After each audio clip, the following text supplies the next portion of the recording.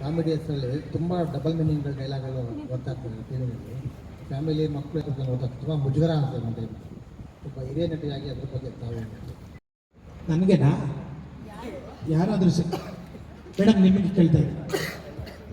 ಈ ಶೋ ಹೆಚ್ಚು ಫೋಕಸ್ ಮಾಡಿರೋದು ಅಡುಗೆ ವಿಚಾರಕ್ಕೆ ಕಾಮಿಡಿ ವಿಚಾರಕ್ಕೆ ಎರಡು ಅಂತ ನಾನು ಹೇಳ್ತೀನಿ. ಯಾಕಂದ್ರೆ ಪ್ರೋಮೋ ನೋಡಿದಾಗ ಅನ್ಸಿದ್ದು ಹೆಚ್ಚು ಕಾಮಿಡಿ. ಈಗ ವೇಷಭೂಷಣಗಳು ನೋಡ್ತಾ ಇದ್ರೆ ನಮಗೆ ಕಾಮಿಡಿ ಮಾತ್ರ ಕಾಣಿಸ್ತಾ ಇದೆ. ಅಡುಗೆ ಅನ್ನೋ ವಿಚಾರಕ್ಕೆ ಬಂದಾಗ ಯಾರಾದ್ರೂ ಈಗ ನಮ್ಗೆ ಏನೋ ಹೊಸದಾಗಿ ಅಡುಗೆ ಕಲಿಬೇಕು ಅಂದಾಗ ಹೊಸ ಟೇಸ್ಟ್ ಏನೋ ತೋರಿಸ್ತಿದ್ದಾರೆ ಅಂದಾಗ ನಾವು ಅದನ್ನು ಗಮನ ಇಟ್ಟು ನೋಡ್ತೀವಿ ಯಾವ ಥರ ಮಾಡಬೇಕು, ಏನೇನು ಹಾಕಬೇಕು ಅಂತ. ಬಟ್ ಇಲ್ಲಿ ಕಾಮಿಡಿಗೆ ನಾವು ಗಮನ ಕೊಟ್ಟಾಗ ಅಡುಗೆ ಏನಂತ ಕಲಿಯೋದು ನಾವು ಇಲ್ಲ, ನಿಮಗೆ ಪೂರ್ತಿ ನಿಮಗೆ ಎಪಿಸೋಡ್ ತೋರ್ಸೋಕ್ಕಾಗಲ್ಲ, ಅದು ಬರೀ ಪ್ರೋಮೋ ಅಷ್ಟೇ. ಈ ಕಥೆಯಲ್ಲಿ ಬಂದು ಒಬ್ಬೊಬ್ಬರು ಒಂದೊಂದು ಥರದ ವಿವಿಧವಾದಂಥ ಒಂದು ಅಡುಗೆಯನ್ನು ಮಾಡ್ತಾರೆ.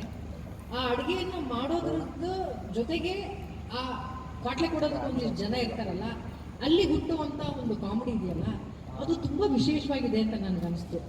ಮನೆಯಲ್ಲಿ ಅಡುಗೆ ಮಾಡೋಕ್ಕೆ ಬರೋರಿಗೆಲ್ಲ ಈ ಸ್ಕಿಲ್ ಇರಲ್ಲ. ನಾನು ಈ ಫಸ್ಟ್ ಎಪಿಸೋಡಲ್ಲಿ ನೋಡಿದ್ದೀನಿ.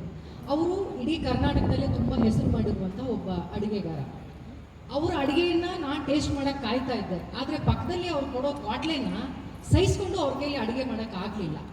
ಸೊ ಈ ಒಂದು ಸ್ಕಿಲ್ ಪ್ರತಿಯೊಬ್ಬ ತಾಯಿಗಿರುತ್ತೆ ಅಂತ ನಾನು ಅಂದ್ಕೊಳ್ತೀನಿ. ಯಾಕಂದರೆ ಅವ್ರಿಗೆ 108 ಟಾಸ್ಕ್ಗಳನ್ನು ಮಾಡ್ತಾ ಇರಬೇಕು.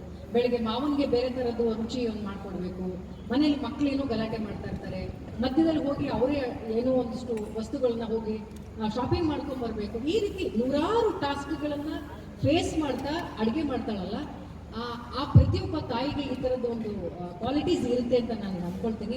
ಆ ಕ್ವಾಲಿಟೀಸನ್ನು ಬಹುಶಃ ನೋಡುವಂಥ ಎಲ್ಲ ಹೆಣ್ಮಕ್ಳು ಕಲ್ತ್ಕೊಳ್ತಾರೆ ಅಂತ ನನಗೆ ಅನಿಸುತ್ತೆ. ಈ ಕಾಂಬಿನೇಷನ್ನಿಂದ ಅಡುಗೆ ಅನ್ನೋದು ತುಂಬ ಸೀರಿಯಸ್ ಆಗಿರುವಂಥ ವಿಚಾರ. ಅದನ್ನು ತಮಾಷೆಯಾಗಿ ಹೇಗೆ ಮಾಡೋದು, ಅದನ್ನು ಖುಷಿಯಾಗಿ ಅಡುಗೆ ಅನ್ನೋದು ತುಂಬ ಸೀರಿಯಸ್ ವಿಚಾರ ಆಗಿದ್ರು ಆ ಅಡುಗೆ ಮಾಡೋದನ್ನು ಸಂಭ್ರಮಿಸೋದು ಹೇಗೆ ಅನ್ನೋದನ್ನು ಈ ಶೋ ಇಂದ ನಾವು ಕಲಿಬೋದು ಅಂತ ಅನಿಸುತ್ತೆ. ಅದೊಂದು ಸಂಭ್ರಮ ಅಲ್ಲ ಅಡುಗೆ ಅನ್ನೋದು.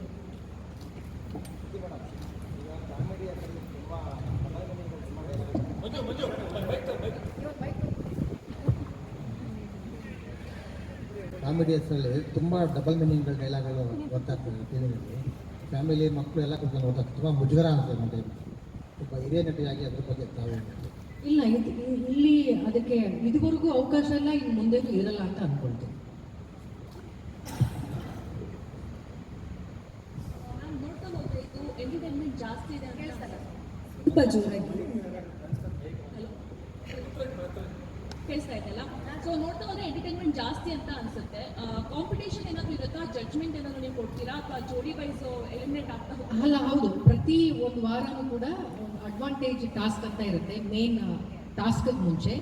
ಸೊ ಆ ಟಾಸ್ಕ್ನಲ್ಲಿ ಗೆದ್ದವರಿಗೆ ಮೇನ್ ಟಾಸ್ಕಲ್ಲಿ ಒಂದು ಅಡ್ವಾಂಟೇಜ್ಗಳು ಅವ್ರಿಗೆ ಸಿಗುತ್ತೆ.